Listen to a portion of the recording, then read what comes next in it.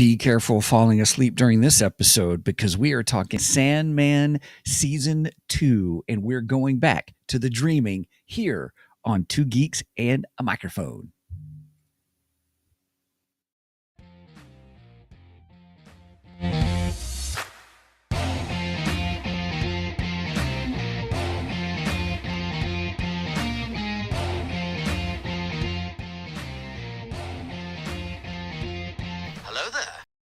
So who talks first? You talk first? I talk first.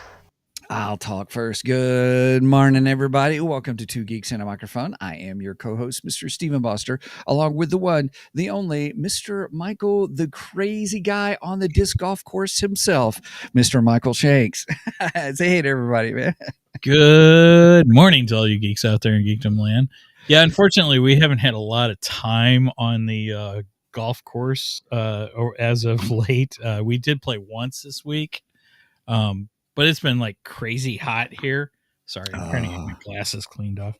And we did have a couple nice days where the weather cooled off, and unfortunately, I just didn't make it out there. But we did. Megan and I did make it out. What was it, Wednesday? I think it was Wednesday that we made it out, and we had a nice time on the golf course, and both of us didn't do so great because we hadn't played in like 2.5 weeks. Yeah. But yeah, other than that, it was good. Very nice. Very nice. Well, everybody, it has been crazy this week, but we've got all kinds of stuff to talk about today. So we are talking Sandman. And it was so funny before the show, Mike goes, "Hey, do you want to know what my scale is?" And I said, No. As we always say, save it for the podcast. So I'm looking forward to seeing what his. I have a guess, but we'll see how it goes. But that may be a spoiler. My guess is a spoiler, so that probably won't be that. So we'll see. Well, yeah, I guess it could. Yeah, we'll. I don't know about yours. We'll save it for the podcast. We'll save it for the podcast. Awesome, dude. Awesome. Okay, well, we're going to go ahead and head into geeky news, everybody. Here we go.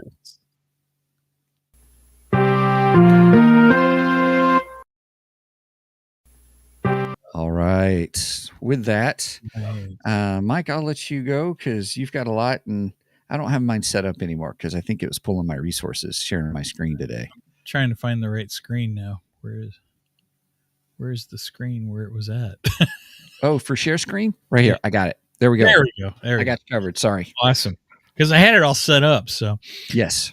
As I've said in the past, geeky news can be feast and it can be famine. This week, it is feast. Oh, boy. And it is quite the Thanksgiving feast, too, even though it's not Thanksgiving. All right. So first up, Star Wars, and this is official announcement because this is on StarWars.com. They announced that they will be doing a Star Wars 50th anniversary in 2027. So just a couple or a little over a year away. And they are going to bring back Star Wars A New Hope into theaters for the 50th anniversary. So on April 30th. Nice. Yeah, I'm excited. April 30th, 2027, we'll celebrate the 50th anniversary of Star Wars with a re-release of the 1977 classic back for a limited time in theaters everywhere. Part of Lucasfilm's year-long 50th anniversary celebration. So that sounds like they have a lot more in store for 2027. I think 2027 will be a good Star Wars year. Anyway, it says Star Wars A New Hope will play in theaters over the May the 4th holiday, also known as Star Wars Day.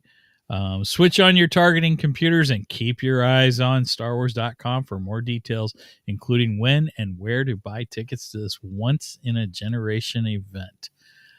Now, there's been some discussion going over the internets about which version of Star Wars they're going to show. Because there's been some people saying they think that they're actually going to show the original 1977 theatrical cut. I don't believe that'll happen. I know concur. Kathleen Kennedy did do that for a special event in England this past year.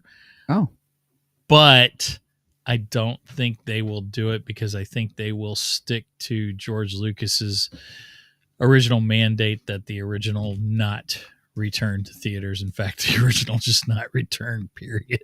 So, I mean, Now I that's can see that with the Star Wars special that no one ever speaks of that again. But well, my thinking is you should show the 1997 re-releases because those are when we started getting the improvements on the effects, the improvements on the coloring, the improvements on the sound, but it didn't have all the added extra scenes. You know, it didn't have the walk on by Boba Fett, which happens to be Mark Anthony Austin, Austin, who we've had on the podcast several a times. couple of times, yeah. Great guy, but Yes. it wouldn't have that because it wouldn't have the Jabba scene. There's a couple scenes it wouldn't, and thank God it wouldn't have McClunky. I hate that. So that's what I would prefer if they show, you know, if they wanted to go back to a, more closer to the original theatrical cut. I think that's probably the best version. But I think what we see on Disney Plus is what we will get in the theaters in 2027. Oh, fair enough. That's a good connection. Yes. Okay. But time will tell. We'll find out. I mean, it'd be fun to see the original theatrical cut. You know, that'd be kind of cool. But I just don't think it's going to happen. So, you know, speaking of Disney Plus and Hulu, did you hear this week they announced that they are becoming one app? Megan mentioned that to me when I had my Hulu troubles earlier. Right. Hulu's been a pain in my rear end. But hey, everybody, has anybody else had that issue where if you've got Hulu, you sit there and then it all of a sudden tells you that you're not at your home, but you're in your home, kind of a thing? Well, I did, and it got so bad, I just quit and went to YouTube TV. Well, the thing is, I have AT&T's wireless internet, so I can put the router anywhere in my house. And it's what they call a dynamic connection. So it constantly searches for the best connection and automatically switches you to that. It took a couple months for me to get really good internet connection, and then now my internet connection seems to be fabulous. I'm loving it. All my devices seem to be working properly. And even my streaming, we had problems with that when I remember that. Yeah. And I don't seem to be having those problems now. In fact, you see, I've got full streaming right now. Anyway, so it took several months to get that right. And then all of a sudden I started having this issue where Hulu starts telling me, oh, you've changed your location. I ain't changed my location. I've not went anywhere. What are you talking about? And I would call them up and they go, oh, well, your what do you call it? Your IP address. Yeah, your IP address has changed. I'm like, okay. So they have to update that. Well, it was getting to the point where it was like every other day I was calling Hulu and I was just losing my mind over this. So I'm hoping I found a workaround. The workaround is I've logged in on my MacBook, which has a GPS on it.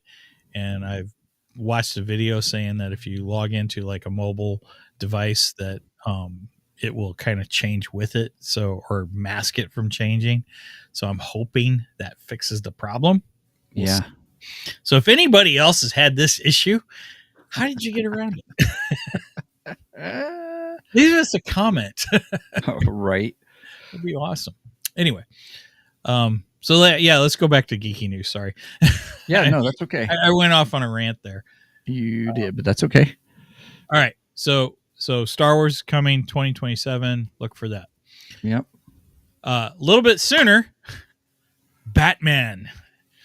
I'm Batman. Dun, dun, dun. 1989 Batman with Michael Keaton is returning to theaters at the end of this month. One day only you can see Batman and Batman Returns in AMC theaters. It's August. Does that say August 25th? Yes. Okay.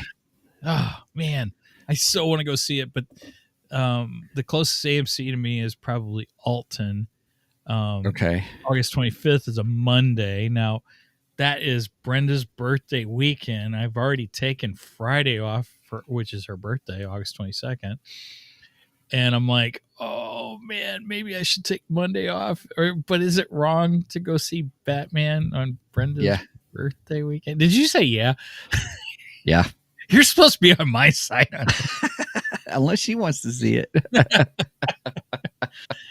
Anyway, so one day only, the great Michael Keaton is returning to theaters in Batman and Batman Returns. Both films will return to AMC theaters, only AMC theaters. And it's because AMC has the Dolby Cinema sound. And I think that's exclusive to AMC cinemas. Okay. So, and these versions of the movies have been redone in the new Dolby Cinema sound. Okay. Sounds like it's going to be fantastic. That'd probably sound really good. Yeah. In fact, in this article, Tim Burton comments. Let's see. I'm trying to find where he starts. Oh, here it is. Burton says, I hadn't watched these films since I made them, and seeing them again with this level of clarity, beauty, color, and sound felt really new and exciting. Dolby Atmos and Vision brought it to life in a fresh way. So, man, it just sounds incredible. I would love to go see it. So that would be cool. People will rush out and see this, and maybe we could see a bigger re-release of that. That would be awesome. That would be good, because the closest AMC theater to me is 3 hours away. Oh wow. Yeah, so, Alton's not that far away. It's just I just have to go to Alton for it, and it's like right. But I would make the drive for Batman. Yeah. Okay. All right. My last article. I'll do real quick. Oh, okay. You want to do that way? Yeah, because you've got that's a good ender, the one that you have. So, so everybody know that there's going to be a Henry Cavill Highlander reboot, or I shouldn't say everybody knows. That's not right to say. I'm sorry, everybody. There's going to be a new Highlander reboot with Henry Cavill, and I'm pretty excited about it, because I watched the original 1986 one that had Christopher Lambert and Clancy Brown as the villain and stuff. So SpongeBob or Mr. Krabs, or yeah. So here's the interesting thing: the guy who is directing it is the same guy who did the John Wick movies, and so they announced this week that that Dave Bautista is going to be playing the villain, the Kurgan, the role that Clancy Brown played, the Kurgan. So it's pretty exciting, because they've already tapped Russell Crowe to be Henry Cavill's character, his mentor. So so that was the role played by Sean Connery back in the original one. So it was Christopher Lambert is the main character, Connor McLeod of the Clyde McLeod, and then you've got I can't remember his name all of a sudden because we're live. Sean Connery's character. Gosh, I can't remember the character's name now. And then that's going to be played by Russell Crowe. And then the villain is Dave Bautista, that was done by Clancy Brown. So I'm pretty excited about it. I think it's going to be really, it's going to be really an interesting take. So I know it's still going to be a little bit before it comes out, but it's going to be true confession time. I've never watched Highlander. That's okay. That's Ramirez. What was that, Megan? Ramirez. Yes, Ramirez. Yes, that's the character. Yep. Cool. It sounds like it'll be incredible. I'll definitely go see it if it comes out. When it comes out. The first one's good. But it's 1986 compared to today's standards, so we're kind of influenced. But when it came out then, it was kind of a big deal. In the end, there can be only one. So the premise of the film is there's these immortals that they live forever, but what happens is they end up battling and fighting and sword play and stuff, and so they cut off the other one's head. When you cut off that person's head, you gain that immortal's power. or their ability, or it increases yours.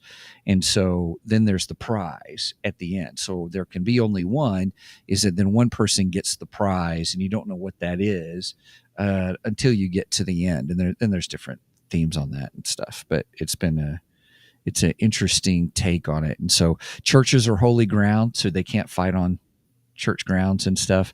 There's a big scene with Clancy Brown with Christopher Lambert in a church, and they're talking and stuff. And so, they can't fight, but it's really interesting. It's a really interesting take. So anyway, that's Cool. my geek jar. All right. So I have one last. That's your geek jar? No, not my geek jar. Sorry, my geeky news, because it just got announced 2 days ago. Sorry. Sure. All right. I got one last article. This one, in my opinion, is the biggest news we got. Marvel and DC are gearing up for another crossover, and they have not done a crossover in decades. So this is a big one. It is Deadpool and Batman. What? Yeah. I am super excited. But not only do we get Deadpool and Batman, this is supposed to be a one-off, a one-shot. So in that issue, we also get some other crossover action. So here's the Deadpool Batman cover. Is that the cover? Okay. Yeah, that's Looks one of really the covers. good. There's going to be multiple for this. That looks beautiful. And by the way, I had them add this to my pull last night. I was like, I want Deadpool and Batman, and then I was informed it's already added to your list. Nice. I was like, thank you, Ashley. That's nice of you. Here's the next cover. Okay, now Huntress and Psylocke. Psylocke. Okay, that I wasn't sure who she was. So Yeah. Huntress and Psylocke. That should be an interesting team up fight. Whatever is going to happen. Yeah. And then this one, I don't know if I like the pairing so much. Rogue and Poison Ivy. Yeah, Rogue and Poison Ivy. It seems like an odd pairing to me, but still pretty cool. And each of them has that deadly touch. Yeah. Yeah, I guess you're right. I guess in that sense. So then we have Deadpool. I bet she's breaking into Wayne. Is that Wayne Manor? That's Wayne Manor. It sure is. Nice. And then here's Deadpool inside Wayne Manor talking to Bruce Wayne and so on and so forth. And then we have Jim Gordon and Deadpool meeting up with Jim Gordon, who's got the bat light on. And then this is the other team up that I'm excited about. Daredevil and Green Arrow. Oh. I figured you'd be really excited about that. Yes. So, and I think that's a great matchup, because we've had Daredevil with Hawkeye before, so Green Arrow is just the DC version of Hawkeye, basically. And then this one is just weird. Crypto and what'd you say the shark's name? Jeff the Shark. Jeff the Shark. Jeff the Land Shark. Is it Jeff Fafa? Anyway. You have an extra F. Jeff Fafa. Anyway. So Jeff the Land Shark and Crypto. Weird combination, but okay, great. So and this is coming out. When is this coming out? I should have had this ready. Let's see. Okay. On sale September 17th. So it's just around the corner. Oh, just a month. Just a little over a month. Okay. Yeah, it says the Deadpool Batman one shot marks the first crossover between the world's greatest comic book companies in decades, soon to be followed in November by Batman Deadpool #1, a one shot published by DC. Oh, so there's going to be two of them. Mm-hmm. Two of them. So both comics will deliver explosive sagas starring Marvel's Merc with a mouse. Marvel's Merc with a mouth and DC's Cape Crusader, along with backup stories that showcase additional team-ups and showdowns between legendary characters from both universes. On these latest variant covers, you can see even more unbelievable matchups. So and so, and we just went through the different matchups. So yeah, I am looking so forward to this. My only complaint is I think it should have been Deathstroke instead of Batman, considering that's who Deadpool is ripped off of, is Deathstroke. But, Right. Deadpool kind of seems to be Marvel's golden boy right now, and Right. Batman's always DC's golden boy. Yes. Yes. So there you have it, and there you are. That is the geeky news for today. Very nice. All right, well, let's move into Geekdar, shall we? With the radar, sir. What's wrong with it? I've lost the bleeps, I've lost the sweeps, and I've lost the creeps. The what? The what? And the what? You know, the bleeps, the sweeps, and the creeps. That's not all he's lost. Well, all I've got on my Geekdar is Wednesday came out this week, and so we watched the first episode last night, and I feel like they put more money into season 2 than season 1. There's even how the opening credits came up. I'm like, ooh, they spent some money on this one. I enjoyed season 1, so that I did enjoy season 1. The first episode was good. I liked it. Second episode, I was falling asleep, but that's only because it had been a full day. So it wasn't that it was that bad. It's just I was just tired. Look, I do that a lot. So yeah, and I'd been drinking a little too. So so we ended up getting this new apple pie moonshine. That sounds dangerous. It's really good. It's really good. So I didn't have a whole lot of it because I was like, everything in moderation, right? Right. Yeah, that sounds like something you could easily have a lot of, and it could be a dangerous situation. Yes, and it's locally made here in Montana, so that was pretty cool. Awesome. Very cool. Yes. Very cool. Well, I do not have media-wise for Geekdar. I have kind of show and tell geeky stuff today. Nice. So first off, I saw Squatch was coming out with a couple new scents, and I had some Squatch bucks or whatever you call their things, and I thought, oh, I'm gonna go ahead and order those because I get $5 off on it. All right, so 2 new soaps. One is called the Infinity Brick. Ooh. It is Thanos, and it is amethyst extract and garnet heavy grit. So that's okay. And I'm not good at describing scents. I don't That's know. Okay, but it has a good scent. it smells good. Yeah, I like it. It's a very good scent. But the other one that I was even more excited about was the Symbiote Plunge, which is Venom. I mean, it's Venom. I had to get Venom. So Absolutely. And then they described this one. I love the description of this one. Devil's Claw extract and pumice, and it's a medium grit. So how do you get Devil's Claw? Right. It does make one wonder. Yeah. So and then I have one last thing. So Coca-Cola has come out with specialty Star Wars cans. Don't really know why. There's not anything really Star Wars happening right now, but so we bought a case of Coca-Cola, and I got the Darth Maul. Very cool. So I decided to try something new with Coca-Cola collectible cans, and you can see it's still sealed, right? But I punctured the bottom, which may not have been the best way to do it. But this way, the soda doesn't, because after years and years, the soda will start to eat the can. Oh, I found this. Ask me how I know. I found this out the hard way. So I gotcha. Okay. I decided to be a little smarter with this one because I wanted to keep one, but I wanted to still have the top sealed, so it looks like it's been unopened. And, yeah. And Darth Maul is, my favorite of the cans that Darth Maul was Darth Maul was the only one in that case. But if on the cover or on the box of it, it's got Darth Maul, Ahsoka, the Emperor, and Kylo Ren on it. They're featured on it. So And then Megan said that she saw one that had Yoda, and I don't remember. I'm going to look it up.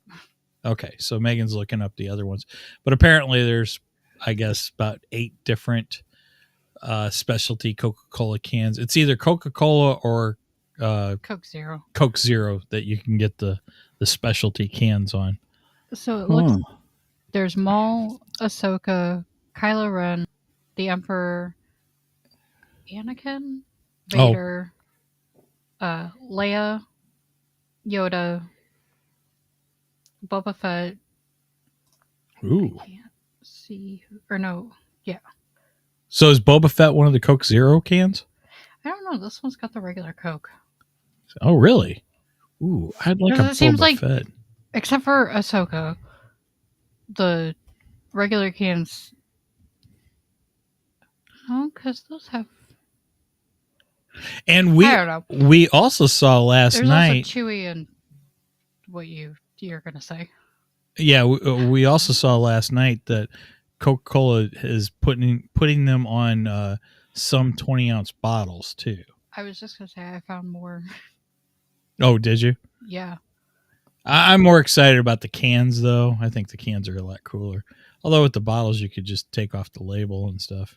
So Okay. it looks like the 20 ounce or 16 ounce, whatever the small cans have Maul, Ahsoka, Kylo, the Emperor, Anakin, Vader, Leia, Yoda. I'll move it over for you. There you go. Perfect. The tall cans have Boba Fett. I don't know who that is. What site are you looking at? There's a Reddit post. I've got the picture. Oh, okay. Because I'm looking at the Coca-Cola's actual site. Oh, wait a minute. Oh. 3PO Chewie. There's the glass bottles, which has K2SO and BB-8. That I would like to find. Yeah, that would be glass bottles. Yeah. Oh my goodness, I want on the glass bottles. Where the heck do we get? Dang it, BB-8. Usually, glass bottles you can get at convenience stores. Well, I know, but yeah, I want Star Wars ones though. And those are the best Coke. Yeah, I wonder. And then there's a whole bunch on the bottles. So apparently, I didn't realize it, but there's a commercial. Oh, with the container. Can you hear the sound?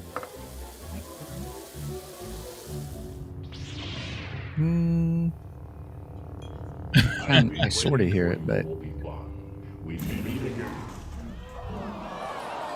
that's funny, and that was the original Star Wars right there.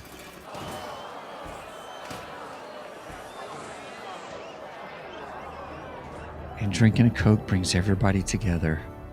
But see, his Coke doesn't have the characters on it.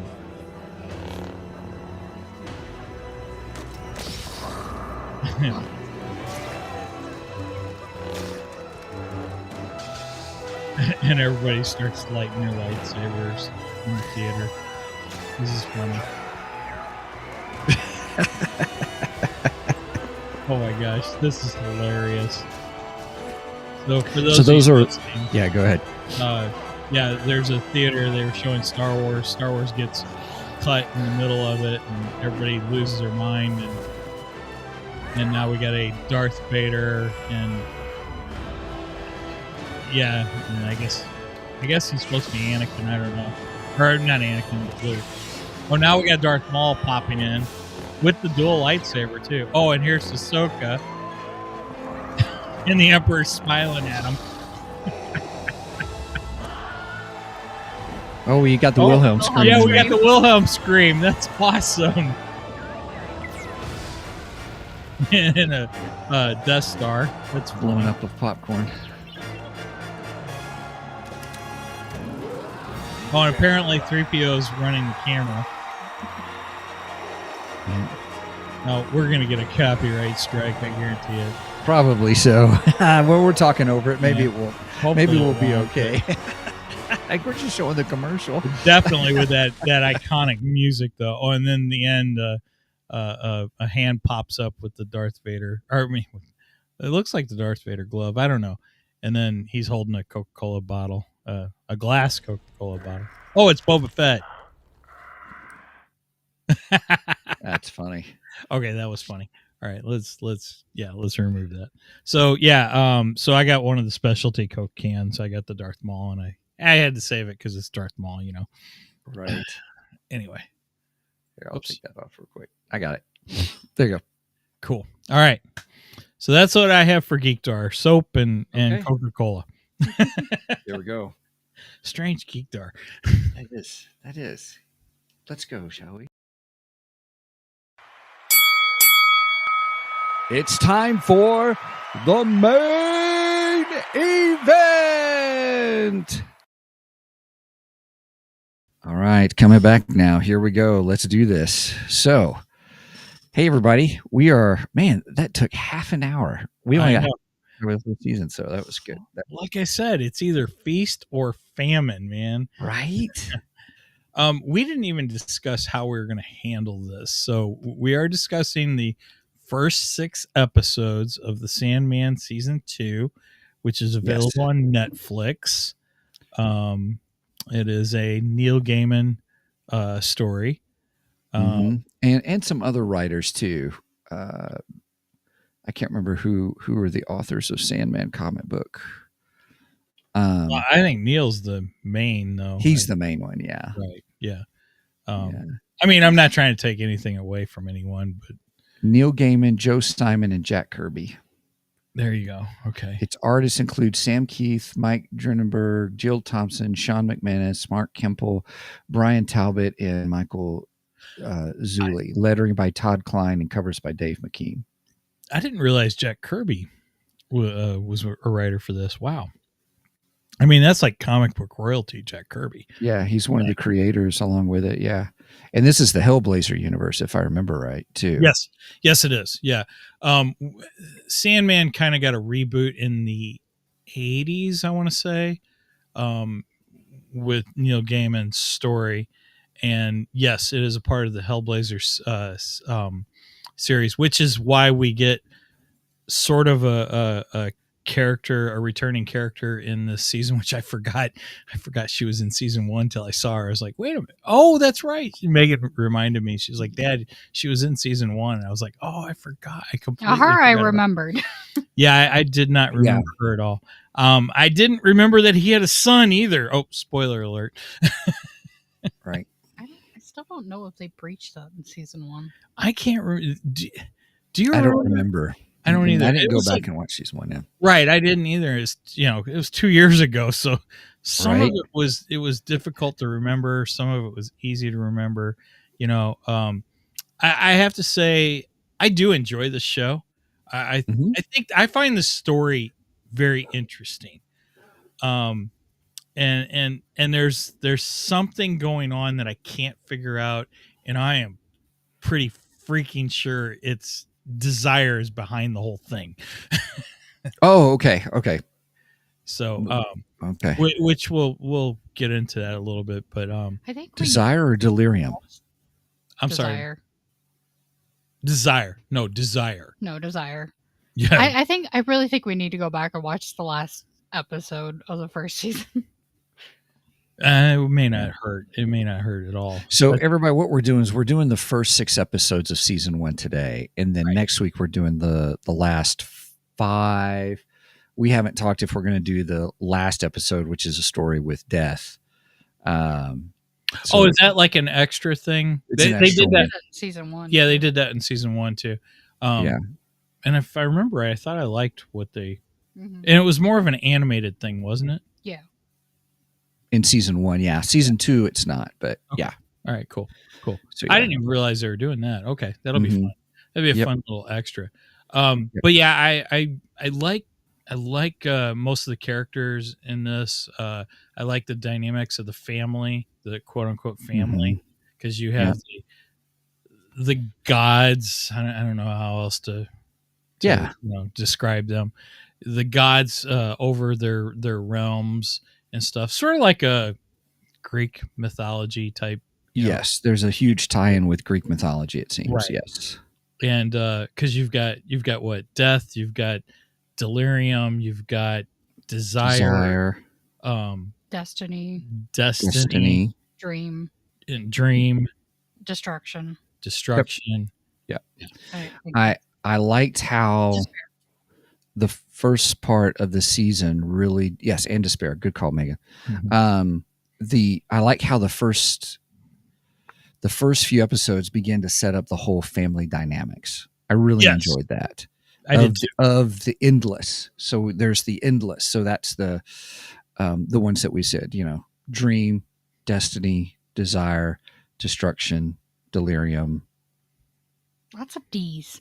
Lots of D's. I was thinking the same thing. They all start with a D. So Every one of them start with. Oh my They god! do. destiny. Maybe it's like your uncle and his ex-wife. They named both their kids. They had to have D names. Anyway, yeah, I think this is an interesting show. Now, something that kept bugging me was Lucifer, Oh, because I was like, Lucifer decides, oh well, I'm just gonna leave hell. And right. I just found that funny because I'm sorry, but with a Christian background, I'm like, I don't think you could just. I mean, okay, you and I know our our background in our religion and such, and Sure. we know that Satan has the ability to leave hell per se, especially right now because he's not officially locked up. But to say that that Satan can just, okay, I'm going to give up the keys to hell. Right. I find that mind blowing because I'm like, yeah, I'm sorry, I don't think it works that way. Right. you didn't go there, by choice. Yeah. So Yeah. I don't know. It was just something that was driving me up a wall, and I would just laugh at it. I was Yeah. like, okay, this is funny. I just had to go with, I was like, okay, it's a story. Just roll with Right. it. That's Right, where yeah. my brain went. I mean, I the agree whole with you, thing though. is, there's a lot of stuff that goes completely against our theology. But that was just one that I could not, I just couldn't get away from it. I had a hard time with it. Yeah. And I kept looking at Brenda going, yeah, it doesn't work that way. I'm sorry. Yeah. Yeah. But I thought it was pretty interesting. I thought it played well with the story. So, Yeah.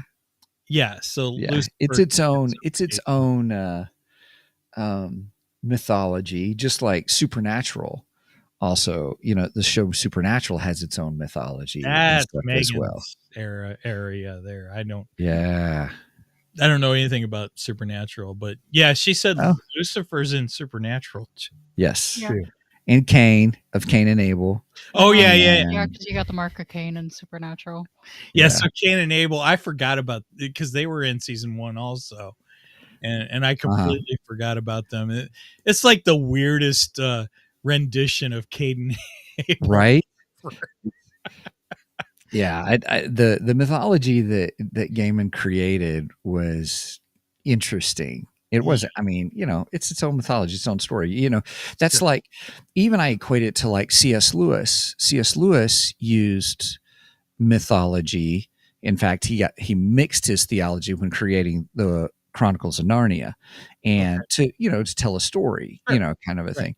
And I remember J.R.R. Tolkien even gave C.S. Lewis static about it. About you mixed your mythologies, kind of a thing, and stuff like that. So, but I mean, even that's what Gaiman does. Gaiman mixes his theologies and mythologies, his mythologies and theologies, kind of a thing, but to create an interesting, intriguing story about revolving around the King of Dreams. So, yeah. So if you're watching this with a Christian mythology in mind, yeah, you're not going to be happy with it. Let's just put it that way. It'll make you go, huh? So yeah, you're not going to like it. Just roll with it. Right. Just a story. I think it's an interesting story. I get a kick out of a lot Yeah. of it. So, what did you want to use for the scale? I think the only thing we can use is singing decapitated heads. All right. Yeah. All right. That's what I thought it was going to be. Yes. Now, I originally said last night watching episode 6, I go, "Oh, I know what I'm using for a scale." And I forgot what Brenda thought I was going to use. I said, "No, it's got to be decapitated heads." And she goes, "Singing decapitated heads." And I went, good clarification there. I like that. So Right. we're going with singing decapitated heads. I don't Nice. remember what she thought it was going to be. Yeah, she thought I was going to say something else, and I can't think of what she thought of. Bye, Luna. But yeah, Luna just came in. If she was at home right now, she's at work. So otherwise, I guarantee she would have chimed in real quick. But I don't remember. Anyway, singing decapitated heads. I'm good for that. So we're just judging this on the first 6 episodes. We're not going to break down each episode, correct? Yes. Okay. So I would say I think the story is very intriguing. I'm not sure exactly what's going on, but I think that Desire is the culprit. I'm gonna say he's our how would we say it in Clue? He's our killer in Clue. You know, it's The butler did it. yeah, the butler in the observatory with the candlestick. So Okay. There Anyway, you go. so All right. I'm thinking Okay. Desire is our killer. It's just quote unquote killer. I mean, just to say that he's responsible. And I'm intrigued of where it's going because I'm not 100% sure where it's going. So the first half, here. So I'm gonna give it 7 decapitated singing heads. Okay. All right. I will easily say that for the first 6 episodes, that I would give it a good solid 8 out of 10 seeing decapitated heads, Nice. because I enjoyed the beginning was good. Yes, the story with around centered around hell and passing off the keys and then finding someone to take it over and all this kind of stuff. That was intriguing and all. You got to meet some other people who were fighting over the rights to rule hell, which I thought was pretty enjoyed good. the little party. Yes. I don't know what else you call that, because he kind of calls all these different people together who want to take over hell. No, he didn't call them. Or They showed up. Yeah, that's true. They did. Show up. They did. They showed up. But he did say they're his guests, though. He called them. Welcomed them as guests. All right. Because Fair that was the plot. That was the twist. Because they went there to try to fight for it, more or less. True. Yeah. And but he I decided. I love that whole storyline. Just them. It was bickering over who gets to control hell. Yeah, it was good. The whole how it all happened, and you're like, okay, what's the deviousness behind this? And there wasn't. You're like, well, that's all weird and stuff. So I would say that the story of Orpheus. So Dream, also called Morpheus, his son Orpheus. That whole story was incredible. It was really good. Now, yes, it was based on there's a Greek mythology surrounding that, which I thought was really good. And then, but just, him singing the song and then, gets almost to the end gets out of Hades, purgatory with Persephone. Is that right? Was that who it was? Okay. That's something. Can you clarify something for me? Yeah. So, okay. We have Lucifer giving up the keys to hell. Okay. Yes. But Orpheus, who is Morpheus's son, by the way, weird name. Morpheus is okay. Or we're giving away spoilers, right? Oh yeah, you can't talk about. Yeah, we should have said that, everybody. Yeah. Sorry if you haven't seen it. Okay. So Morpheus's son gets married. and the family member that knows everything. Destiny. Destiny. He, by the way, he is a party killer. Don't invite Destiny to a party, okay? Because Party pooper. yeah, he's just not fun. I'm sorry. He shows up at the wedding. He's there to witness the wedding and everything, and he just basically comes up to him and says, "Everything that's going to happen is meant to happen." Blah blah blah, and yeah, okay, good luck, and walks away. Right. And of course that puts it in Orpheus's mind, like, what the heck is going to happen to us, And lo and behold, that night his bride dies. Right. And then, of course, she is sentenced to, I mean, I say sentence, I don't know how you present it, but Hades. So my question is, and then Hades is controlled by, who are the two that were controlling Hades? Well, Hades is the god. Oh, okay. But the underworld. Underworld. It's the underworld. So the Greek mythology is underworld, and Hades is the ruler, the king, the god, whatever you want to insert title here of the underworld. And Persephone becomes his queen. Gotcha. So is hell and the underworld not the same place? I was confused. No. They are not the same place. Okay. I was so confused. I'm like, I don't understand this.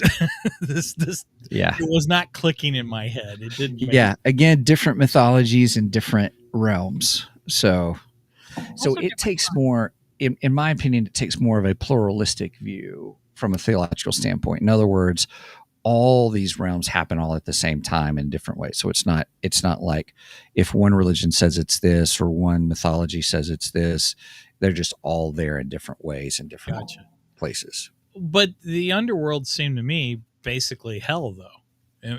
Did I interpret that correctly? Just think of it as two different locations, kind of a thing. That's really what it boils down to. So those who are in the Greek mythological world, that would be Hades, and then those who are coming from a, for lack of a better term, Christian standpoint, that would be would be hell, because you have Lucifer, the morning star. So that's taking from that the Christian worldview kind of a thing versus the Greek mythological worldview. Oh, that was another thing. I didn't think he could cut off Lucifer's wings either. But anyway, just presuming they had wings. Watch Lucifer. I love that show. I don't know about Lucifer. Lucifer. I don't know about Lucifer. I love Tom Ellis. I know you do, but anyway, let's go on with the Sandman. Yeah, because we've only got 10 minutes left. Well, we had a lot of geeky news today. We did. He's the better DC Lucifer. Okay. But he has ties to DC too. Oh, really? Yeah, Constantine was didn't our he was favorite in guy. Legends of Tomorrow. There was an episode where they yeah. him. Okay. Yeah. Gotcha. Because that's Vertigo. Because Sandman is Vertigo, and which is a DC imprint, and so he met our favorite Matt Ryan, Constantine in that. And we have a version of Constantine. I like her too. Yeah. Yes. In this, only she's Joanna Constantine. Yeah, I thought that was kind of weird, but and she is Souffle Girl from Doctor Who. Oh, really? Yeah, she's Clara. She's one of the Doctor's companions. What is her real name, Megan? I can't think of her real name. Jenna Coleman, I think. Clara Oswald. Well, Clara Oswald. That's the character. He's talking about the actress. Jenna Coleman. Yeah, Jenna Coleman. There it is. Yeah, Jenna Coleman. That's what I said. Jenna Coleman. So Jenna Coleman plays Joanna Constantine, and she is basically the gender swap of John Constantine. Actually, I like her. I like her. This is not a half bad gender swap. I don't always like it when they do that, but I like They- this version of him. They did it pretty well. Yeah. Yeah. She's a good version. And it helps that I liked her from Doctor Who to begin with. So I enjoyed her version of Constantine. She handles sassy characters very well. Yeah, she does. She does. I would like to see her and John meet up, though. Me too. That would be fun. I think they would go great together. If Matt Ryan met up with her, that would be awesome. The only problem is I think he'd try to make out with himself. I could see that. Anyway, I'm just saying. It's true. I could see that happening. It's very true. Oh, we also had Mark Hamill in this. I forgot about that. Mark Hamill plays the pumpkin. He's the voice of the Pumpkinhead. Yeah, he's a pumpkinhead. So, Right on. Okay.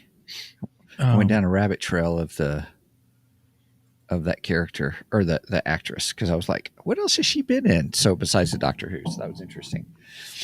So Doctor Who's what I mainly know her from. So, yeah, and I really liked her in Doctor Who. She was a favorite of mine. All right, sorry, Yeah.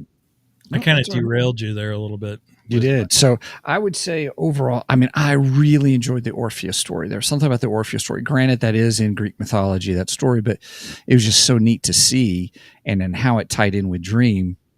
And then, at the end of episode 6, it was the whole aspect of it was an incredible storytelling dynamic of the struggle for Morpheus, for Dream, of being there for his son, being a father to his son, and how over the centuries what he did, what he didn't do.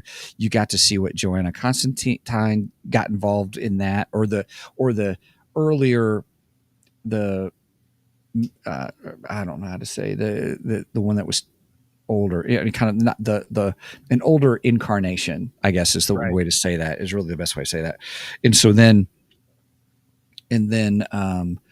or the older parent. So I don't remember how he did the lineage, because he had the diary of that one to give to the current Joanna Constantine, which I thought was really interesting. But that struggle that he had as a father, and then that's father-son relationship and how they played that, and then knowing what he wanted to do for the love of his son, like how he had changed, and then his son saying, in my life, but that's, you spilled family blood. And then knowing that's what all of second half of season 2 is about, everybody, just to give you a heads up.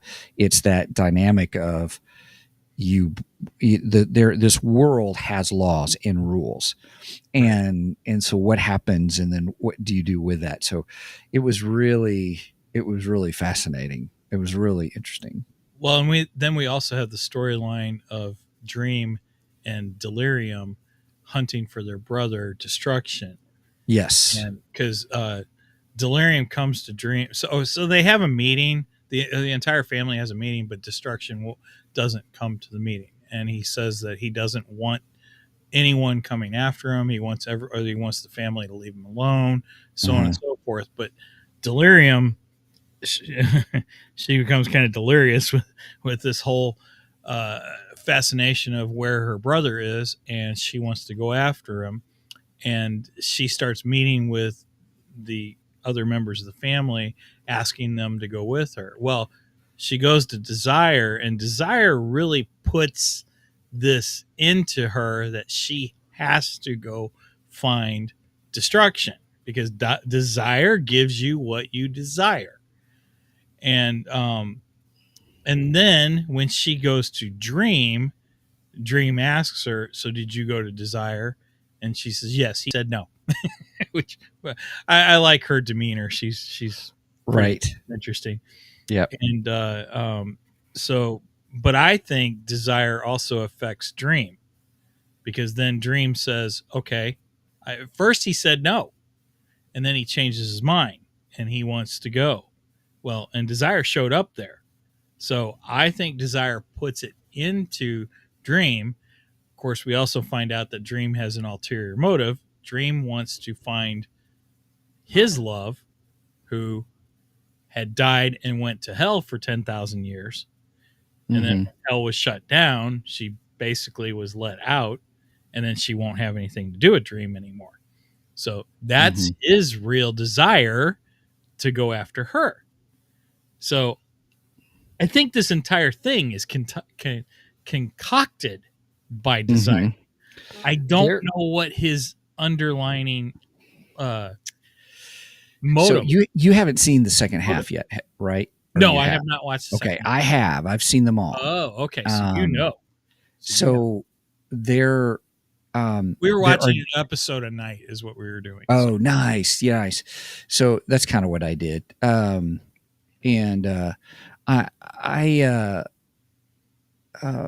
I was out of town, everybody. I went out of town for a little bit. So while I was out of town, I kind of downloaded the episodes on my tablet and watched them like on the airplane or, kind of a thing. So not that I'm going to give you spoilers on season 2.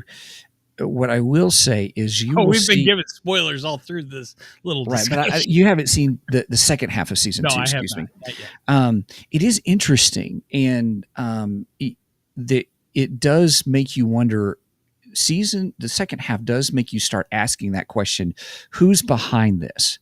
There's a bigger play going on here, and there are videos out there that are trying. I haven't watched them because I was trying not to, but I may have to now for next week. But just people who are giving their own thoughts and ideas of who's behind it. It's really fascinating. Well, my thinking right now, again, I haven't seen the second half, so I don't know. But my thinking is Desire he's at the, he is the crux of all this. That's just my belief, because I believe he put it in Dream's head. There's a lot of videos that will say that, but there's been some other ones that I've been like, do I click on this or not? That's why I was going to wait. I wanted to say where you were with it, but I think overall the first half, I really enjoyed the first half and the beginning of the second half, and it's going to be.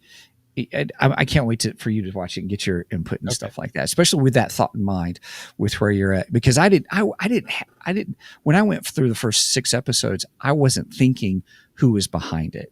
So I find it interesting that you're already thinking that you're already processing that. I didn't catch that, and I think as it progresses, I'm going to be interested in how, with your Sherlock Holmesian deductive reasoning, what you're going to come up with. I am no Sherlock Holmes. I do not claim that. Like a lot of my theories end up going out of the window by the end of the season. So we'll see. We'll see where we're at next week at this time. Right. But we should probably explain the decapitated singing heads too. Yes. We didn't really explain we did. We were about to and we didn't, but yes, go ahead. Right. So because then I diverged back to the other kind of storyline that happens like in the first half of the first season.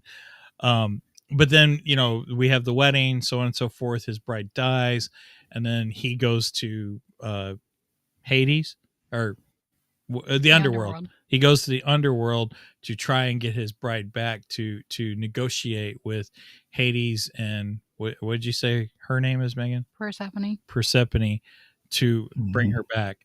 They agree to let her come back with him if he. Yeah, but he sings this song, which is well done. I'm going to be open with it. Is that was my favorite scene in all of that first half was that scene where he's singing, because I thought, how are they going to do this? How are the producers and director and how are they going to create this scene? They did a really good job with it. They really did. What did you think when that same song was sung in episode 6? Right. We'll get that in a second. Anyway, so he is told he can take her with him, but of course there is a price catch. Price to it, and the price is that he becomes immortal and he cannot return there. So, which some people think immortality, well, that's not a punishment. That's more of a prize. Well, if you follow a lot of stories where people are immortal, it's not as much of a prize as you think it is. And so we find out that his prize wasn't great because he gets decapitated, and then all he is a head, Yep. which, in my opinion, is kind of funny in a sick way. Right. But when Constantine comes into the picture because Dream asked Constantine to basically watch over him, so on and so Mhm. forth. So she takes him, and then the French authorities, because she's in France, come after her because they want the head, The head. Yeah. and they don't know that the head is still alive. Yeah. And they don't believe that. There are the rumors that it is, but they just want the head because they think it's causing a problem within their nation, and so on and so forth. So they threaten to cut off Joanne's head, and Mhm. and he pretends to be dead. And I loved it when the guy comes to her and says, "So you hide a book in a library, and then you hide." Oh, what was the other example? I can't think of what the other one. A flower in a garden, but where do you hide a head?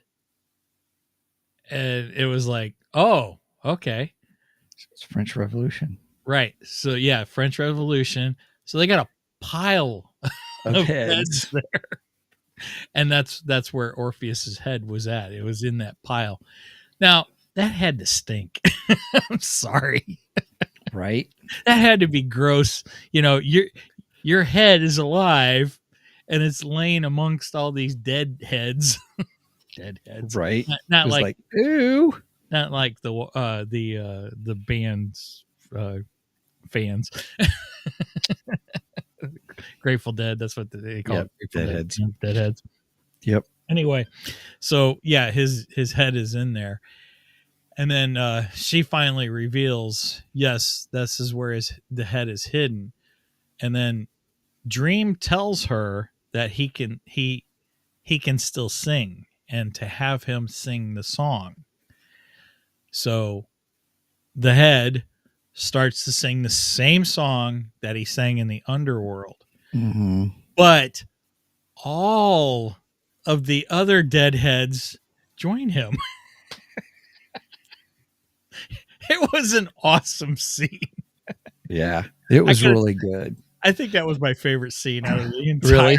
6 episodes. It was really good.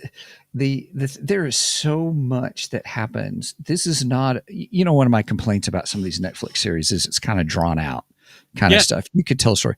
Well, there is so much that happens, and it just keeps going and keeps moving and keeps going and keeps moving, and it captures. I didn't do any. There were no Steven skips. I was going to ask how many. None, because truly I was like, if I skip, when I think that's going to be, I'm going to miss something, because there was just a lot that happened, and it was really good. It was interesting storytelling, and yes, the first 3 episodes were kind of like hell and all that surrounded around that. And then the next 3 episodes, 4, 5, and 6, were really about Orpheus's story kind of a thing. And which I thought was really good. And, but there was so much that happened even within those. There are stories within stories. And I thought that was really good. So it was the first half was really good. That's why I gave it an 8 singing decapitated heads. So that is why we chose singing decapitated heads, because I just think that's hilarious. Yes. I love it. Yes, very much so. I do want to ask you this: who would you say your top characters are in this? Who would you say your favorite? Oh gosh, that's a hard one. I love Dream foremost, because you see his arc and his story. We got, in the first season, he was still that methodic, deadpan's not the right word, but just even keel kind of. He didn't get excited, or and you got to see some of it with his friend that he meets at the bar every 100 years, right? Which was good. And we did see him at the beginning of this too, because he tells him that he may not get to meet with him. Yes, at the next meeting, right? Yes, which I thought was good, and but then when we see in the second season, you see him become more emotional, that he has Oh. more emotion. Sam, Hey, Sam. Good morning, Sam. good morning. to Welcome. you, sir. Man, it's like late for you, though, right? Oof. I'm sure it is, man. Yeah.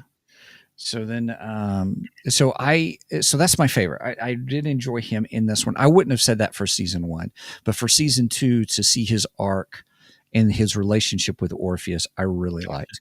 I did like Orpheus, but I can't. Orpheus is only really in those 3 episodes, sort of, kind of a thing. So, but of I this, like Orpheus, but I can't put him on top. yeah, he's not a top. Gosh, that's wow. such a good one. Sam said 11-7. Oh, So it's late for you. Yeah, it's late for Sam. That is Sam, I'd late. be in bed by now. Right. I already be dreaming. It's hell getting old. So that one for sure. I did like Destruction's character. I don't know if I'd say it's my favorite. Gosh. I liked him too. Yeah. He thought it was wasn't really what interesting. I expected at all either. Right. I didn't expect to like him as much as I did. Yeah. I think the thing I liked about him was he was weary from his role, Destruction kind of a thing. And his care, you realize he began to care for humanity and where they were headed. So I thought that was interesting. Kind of weird for Destruction. Yeah, that you would think for. Yeah. Well, I liked how he said, "What do they need me for? They're going to do it anyway." Right. I enjoyed that. I was like, good point. Yeah. There's more in the second season. So, or the second half of the second season. So that was enjoyable with him. And then let's see. There is don't let me forget to give a warning for second half of second season. Okay. So then there is gosh, I did like the Constantine. I did like Joanna Constantine. I do like that character. It's probably because I also like Constantine. Yeah, character really, but I liked hers. It didn't see as much as I thought we would. Really, realistically, as far as abilities or powers, or it was kind of a bummer. It was kind of a bummer to see when Dream shows up at the chapel. I don't know what where the monks are at, where Orpheus's head is at and everything, and you get the tombstone. I was like, oh, that sucks. But I think it also put in there the whole. It's a family lineage kind of a thing, and I liked that concept. So those are probably my main ones. Yeah, those are my main ones. What about you? I agree. I like Destruction. I thought Destruction was good. Wouldn't put him on top. And I do enjoy this version of Constantine. I said that earlier, but again, I wouldn't put her on top either. My top 2 are going to be Dream and Death. Those are my favorites. Death is a good one. Yes. I really enjoy Death. That sounds so weird. The character Death. Right, the character Death. I really enjoy her character because I like how you have such a different type of portrayal of what Death is in this series than what we normally get. Well, even in Supernatural, Death is how would you say, Megan? He's a jerk. Yeah. Well, she's compassionate. She is. Yeah. And I love that. I love that because she shows up and she's very compassionate with the person who dies and takes them to their next, point and everything. And I think it's an interesting portrayal of death. It's something I don't ever think I've ever seen death portrayed as. So yeah, I really like her character a lot. I'd say Dream would be number 1 and Death would be number 2. Okay. And I really like Delirium. She was fun. She was just, I don't know. She kind of reminded me of Harley Quinn in a way. Oh, yeah. I could see yeah. Go ahead, Megan. I'm sorry. Go ahead. I was just saying, I could see that. That fits. Yeah, I could see that too. Yeah, I that's a think good point. I think that actress could make a decent Harley Quinn, actually. Yeah. And you Well, know, I love Harley Quinn. She's one of my favorite yeah. DC characters. So, Yeah. but yeah, she's not quite as insane as Harley, but she's on the verge. Yeah. I mean, she is delirium. Right. So But I don't think she's quite as insane as Harley. Of course, I haven't seen the second half of the season, so maybe that's true. Steven knows something I don't. So. I'm not going to say anything. Okay. All right. But I really like her character. I think she would come in third place. So there's my top 3. Okay. Well, as we round out, everybody, I'm going to give you a warning. There is a scene in the second half of the second season that I almost, you know how I am about certain things, that I almost was like, I'm done. Yeah, I already know what this warning is. I mean, I don't know what the warning is, but I know. So, so now I will say, for the first half of second season, I didn't do any Steven skipping. The second half, a little different. Really? Yes. There are some things that I'm just like, oh gosh, you guys, don't do this, kind of a thing. Okay. But it is part of the story of how they play out the story. So it's not. A lot of times when you Steven skip, it's it's out of boredom. Right. Am I correct? Right. Am I correct? You wouldn't say this is out of boredom then. No, I was Steven skipping because I was like, that part of this, I was very upset. And I said, anything to do with these characters and this whole part of the story, I was not happy about. And I said, I'm just Steven skipping it. I'm going to go see how it all plays out, because it's one of those stories within the stories.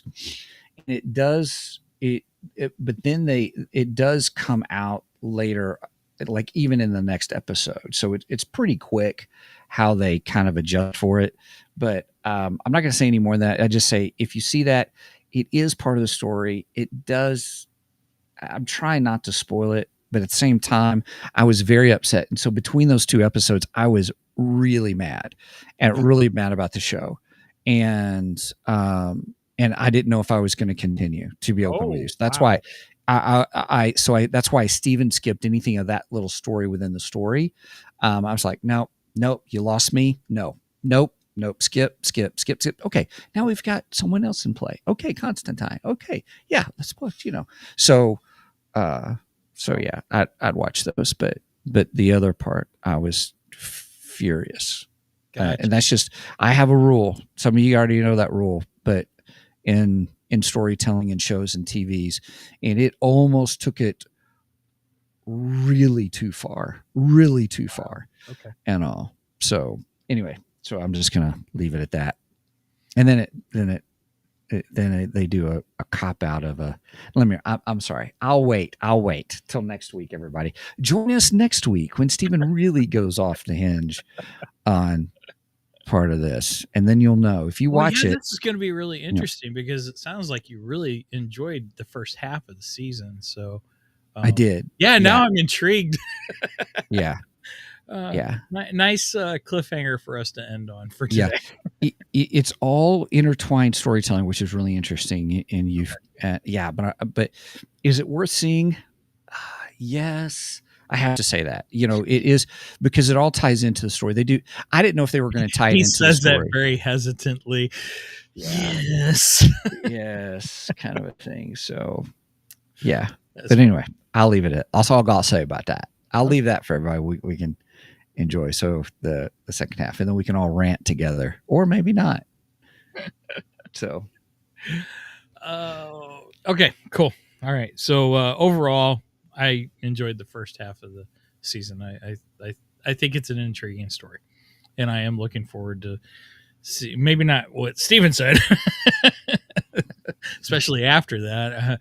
Maybe I'm not looking forward to that portion of the story, but I am. I'm looking forward to seeing how this wraps up. And from what I understand, there is not going to be a season 3. At least I'm not going to say anything. Okay. All right. I guess we'll talk about that more next week. So yes, all right, cool. Yes, we will. It'll be worth. Yes. Sounds good. All right. Yep. All right. That's All all I right. got to say. That's all I got. Hey, everybody, thanks for hanging out with us today and joining us for Sandman. We'd love to get your thoughts. So if you would, please just comment below in whatever platform that you're watching. Just let us know, just because it's this is an interesting show. And yes, there's this whole hoopla about Neil Gaiman. We want to take the story for the story's sake and talk about it. But I will say that I'll be totally honest. I don't even know. Yeah. I'm sure I can guess what happened. It'll but be part of our conversation to answer your question why there's not going to be a season 3. There's a couple of things, so we'll talk about it next week. And then, but hey, thanks. Please check out our website, www.2geeksmic.com. That's the number 2, GEEKSMIC.com. And that's our hub to get to everything else. So that's where I really try to point everybody to, is to go there. You'll see the upcoming shows that we've got coming up as we get them decided and put up. Mike does a great job with the thumbnails for all those. Fantastic job. And so you can see what's coming up, and if there's anything that really you're like, oh, I'd really like to hear about that, we'd love to hear that. The other thing about it is you can also get to our merch page from there. So we've got some t-shirts, just a few things, nothing super major, but just kind of fun, and that helps support us in just, paying for the different things that we pay for. But check out our merch at 2geeksmicmerch.com. Can also take you straight there, but you can get to it from our website as well. That's the number 2, GEEKSMICMERCH.com. Or if you want to directly support us, you can go to our Ko-fi page. Those who are not familiar with Ko-fi, it is like Patreon, but there's just a yearly fee you pay for it, and then they don't take a percentage, so which is really nice. And so if you're a small creator, I think it's much more better than Patreon. I'm just saying. So with that, we've got a $1 tier, $2 tier, and $3 tier. I have made the announcement that I will release my book for our Ko-fi subscribers. So if you're a subscriber on our Ko-fi channel, you'll get my book. Which I've been working on. So I'm doing my final edits. Speaking of books, I probably should have said this in Geeky News, but I forgot to. Sorry, Jeff. Is it out? It's not yet, but it's close. He's getting very close. Our friend Jeffrey Wright from Nerdery and Murdery. He's written his own book, basically based on his and Zig. Zig is his co-host of Nerdery and Murdery. It's based on their gaming adventures, role-playing gaming adventures.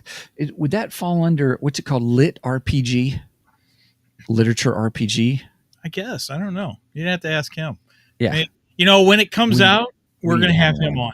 We're going to have him on. He's going to get his own episode for that. I'm stating this right now, Jeff, officially on the air. You will get your own episode for the release of your book. Creators Corner. And yes, Creators Corner will do it. Definitely do a Creators Corner on Prime Numbers. That's the name of the book. And I believe he's got a Facebook page. Just search for Prime Numbers, I guess. And if you want to join the Facebook page, and he's releasing character profiles, some pictures, and all kinds of cool stuff. So he's putting all these bonus stuff up there, and he's working really super hard. So I'm looking forward to the release of the book. I can't wait till it comes out. He just chose the format too, so looking forward to that. All right. Sorry, I didn't mean to interrupt you, but I wanted to make sure we got that in. No, I want to make sure I get it. Hang on. You looking for? I got it. Prime Numbers. I'm going to like it. Awesome. Cool. You went on Facebook and found it? I did. So I just said Prime Numbers book, and here I will. Let me share my screen real quick. Here we were wrapping up. Right. This is awesome. So here it is. Prime Numbers. There it is. Prime Numbers. Just do a search for Prime Numbers book. How do I follow this? Oh, it says following. Yeah, 47. So yeah, liked it. Following. So yeah, go make sure and give Prime numbers a like. Yeah, go back up a second. Oh, I like that picture. Yeah, that's cool. But go back up. Yeah. Right there. That picture. That's Zig's Taste the character. pain. That's Zig's character. That's Zig's character. It's awesome. Isn't that cool? They just posted that a couple of days ago. Yeah. He's been posting all these character profiles and stuff, so you can learn about each of the characters and everything. Oh, yeah. Okay. Great idea. Just fantastic idea. I love it. Yes. It's awesome. So very cool. Very cool, to say the least. All right. Nice. Okay. What else we got? Let's see. We did Kofi. You know what we haven't mentioned in a while? We haven't mentioned our affiliate sponsor. We should probably do that real quick. I'm gonna do that real quick. So I have an affiliate through Live Bearded. Since I have my long white beard. No, it's not Santa Claus. Anyway, right. So, but I use Live Bearded products, and I really, really enjoy their products. They smell great. They really do help affect your beard and take care of your beard and stuff. But if you use our link, you can go and purchase from them some of their products. And I would highly recommend, if this is your first time trying them out, to try their sampler pack, because the sampler pack gives you one of each of their main scents, which is they have Tombstone, Legend, Canon, 1880, Executive, and American. And then they give you this nice scorecard that you can score each one of them as you try the products. And then that way you know exactly which one you like the best and stuff. So, my favorites were Legend and Executive. Those are the two that I like the best. Yeah. So if you go to our website, everybody, you'll see the Live Bearded. I did a picture of the Live Bearded. You can click on there and it will use our link to go to that website. So if you go to twogeeksmike.com, it'll take you there. And when it does, you just click it, and then here's the web. Oh, Steven, I thought I hit the screen. Save screen. Let me go back. There we go. You can, so on our website, just scroll down. It's right there. There's our affiliate, our newest affiliate sponsor. Click it. It'll take you to the page. And there's all the different things that you can do. But if you go to shop, and here is where, there's that. Yes, you'll get the pop-ups. But if you go to shop and go down to sample pack. There you go. There's the sample pack. Go to the sample pack, and it has, right now it's on sale for $15. Right. And if you purchase that through our link, I believe you get like $10 or $15 off of your first purchase afterwards. So it's almost like getting the sampler pack, for free. So yeah, you get it for $5. Yeah. So so a sample pack. So anyway, so that's on that one. So yeah, okay, it's all you, Mike. All right. Thank you for indulging me in that. So if you made it this far, please make sure and go and like and subscribe to us on the socials. Go and give us a big thumbs up on YouTube, or if you're watching on Rumble, give us a like over on Rumble. And make sure you like the episodes too, because supposedly the algorithms like that and helps when you like it, somebody else who likes this type of content would possibly pop up for them. And make sure you go and like and subscribe to us on Facebook. I try to post funny memes or sometimes news items. I kind of divide our news items from Facebook to the live show, depending on what it is. Because I've had some people complain, well, you talked about, or you posted that on Facebook, so I just skipped the news portion of it. Well, I'm trying not to put stuff on Facebook that I plan on talking about live on the air, so that way hopefully you don't skip the news portion on our live episode. Yeah. Anyway, so. And then I post any information about upcoming shows, like as in when we go live. We go live every Saturday morning at 9 a.m. Central Standard Time. You do the math on the rest because I don't like math. All right. Now that I got all that out, anything else, Stephen? Last words, funny anecdotes? Nope. Nope. All right. We're good. All right. With that said, please do not, Stephen, skip this episode because we are much more better than the rest. Cheers.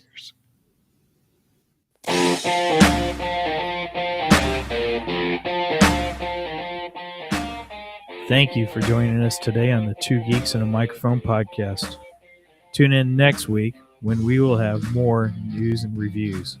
Until then, May the force be with you.